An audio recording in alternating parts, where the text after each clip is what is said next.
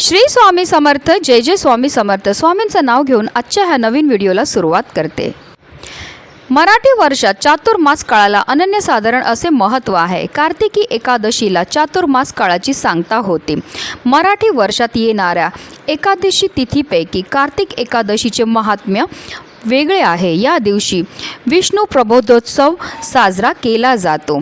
आषाढी एकादशीला देवशयनी एकादशी असे म्हटले जाते, तर कार्तिकी एकादशीला देवउठणी एकादशी असे म्हटले जाते. यंदा मंगळवारी म्हणजेच 12 नोव्हेंबर रोजी कार्तिकी प्रबोधिनी एकादशी आहे. आषाढी एकादशीला जशी पंढरपूरची वारी केली जाते, तसेच हजारो वारकरी कार्तिकी एकादशीलाही पंढरपूरची वारी करून विठ्ठलाचे दर्शन घेतात. कार्तिकी शुद्ध एकादशीला श्रीहरी विष्णू आपल्या योगनिद्रेतून जागे होतात, म्हणून तिला प्रबोधिनी, बोधिनी, देवस्थानी एकादशी असे म्हटले जाते. आणि या दिवसापासून श्रीहरी विष्णू या संपूर्ण विश्वाची जबाबदारी पुन्हा स्वीकारतात. या दिवसापासून शुभ कार्याला सुरुवात ही केली जाते, जसं की लग्न, मुंडन, संस्कार, घरप्रवेश यासारखे शुभ कार्यही केली जातात. देवउठणी एकादशीच्या दिवशी श्रीहरी विष्णू देवी लक्ष्मीची पूजा केल्याने जीवनात सुख, समृद्धी आणि आनंद येतो. 13 नोव्हेंबर रोजी चातुर्मास समाप्त होत असून या दिवसापासून तुळशी विवाहाला प्रारंभ होईल. कार्तिक शुद्ध द्वादशीपासून पौर्णिमेपर्यंत कोणत्याही एक दिवशी तुळशीचा श्रीकृष्णाचा विवाह लावण्याची पद्धत आहे. तुळशी विवाह केल्याने कन्यादानाचे पुण्य मिळते अशी मान्यता आहे. एकादशी तिथी 11 नोव्हेंबर रोजी संध्याकाळी 6:46 प्रारंभ होईल, तर ती दुसऱ्या दिवशी म्हणजेच 12 नोव्हेंबर रोजी संध्याकाळी 4:04 समाप्त होईल. म्हणून आपल्याला 12 नोव्हेंबर रोजी देवउठणी एकादशीचं व्रत हे पाळायचं आहे. तसेच ह्या व्रताचं पारण जे आहे ते 13 नोव्हेंबर रोजी सकाळी 6:42 पासून 8:51 असणार आहे. आणि या वेळेमध्येच आपल्याला व्रताचं पारण हे करायचं आहे. देवउठणी एकादशीच्या दिवशी सर्वार्थ सिद्ध योग आणि रवी योग यांचा शुभ संयोग होत आहे. ज्योतिषशास्त्रात हे दोन्ही योग अत्यंत शुभ आणि लाभदायक मानले जातात. आणि या योगामध्ये जर आपण पूजा केली, सेवा केली, त्याचबरोबर काही उपाय केले, तर त्याचे आपल्याला अनन्यपटीने पुण्यफळ हे प्राप्त होत असतं. आणि म्हणूनच आपल्याला कार्तिकी एकादशीच्या दिवशी इथे ठेवायचं फक्त 1 रुपयाचं एक नाणं. हे नाणं ठेवल्यामुळे आपलं 7 पिढ्यांचं दारिद्र्य तर नष्ट होणारच आहे, पण फक्त 24 तासामध्ये आपल्या घरामध्ये पैसा हा येऊ लागेल, ज्यामुळे आपल्या संपूर्ण कुटुंबाची भरभरून अशी प्रगती होणार आहे. अतिशय प्रभावी असा हा उपाय, ज्याबद्दल सविस्तर आणि महत्त्वाची अशी माहिती मी तुम्हाला या व्हिडिओमध्ये देणार आहे. तर व्हिडिओ पूर्ण पहा आणि जर चॅनलवर नवीन असतील तर चॅनलला सबस्क्राईब करा आणि शेजारी बेल आयकॉनसुद्धा प्रेस करा. कार्तिकी एकादशीच्या दिवशी सकाळी आपल्याला ब्रह्ममुहूर्तावर उठायचं आणि अंथरुणामध्ये सर्वप्रथम आपल्याला ओम नमो भगवते वासुदेवाय या प्रभावी मंत्राचा 11 वेळा जप करायचा आणि दिवसाची सुरुवातही करायची. त्यानंतर आपल्याला आंघोळ करायची, स्वच्छ वस्त्र हे परिधान करायचे. जर तुम्हाला शक्य असेल तर लाल किंवा पिवळ्या रंगाचे वस्त्र परिधान करा. आणि त्यानंतर सर्वप्रथम आपल्याला देवघरामध्ये दिवा हा प्रज्वलित करून घ्यायचा आहे, कारण कोणतीही सेवा किंवा कोणताही उपाय जो आहे तो आपल्याला अग्नीच्या साक्षीने करायचा. त्यानंतर आपल्याला सूर्यदेवाला जलसुद्धा अर्पण करायचं. जल अर्पण करताना ओम आदित्याय नमः, ओम सूर्यदेवाय नमः या मंत्राचा जप करून जल हे अर्पण करायचे. त्यानंतर आपल्याला विधिवत श्रीहरी विष्णू, माता लक्ष्मी आणि तुळशीची सुद्धा पूजा ही करायची आहे.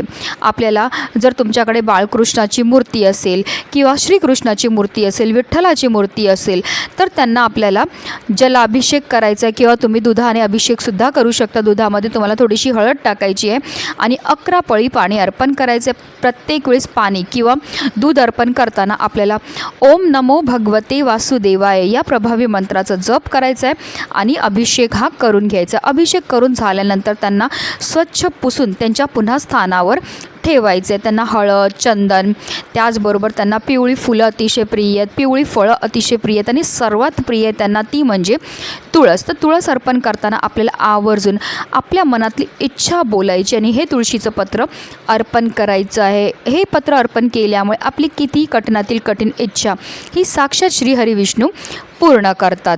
त्याचबरोबर आपल्याला माता लक्ष्मीची सुद्धा विधिवत पूजाही करून घ्यायची. त्यांना सुद्धा हळद, कुंकू, अक्षदा, धूपदीप, अगरबत्ती दाखवून घ्यायची आहेत. त्यांना लाल फुलं अर्पण करून घ्यायची आहेत. केळीचा नैवेद्य अर्पण करून घ्यायचा आहे.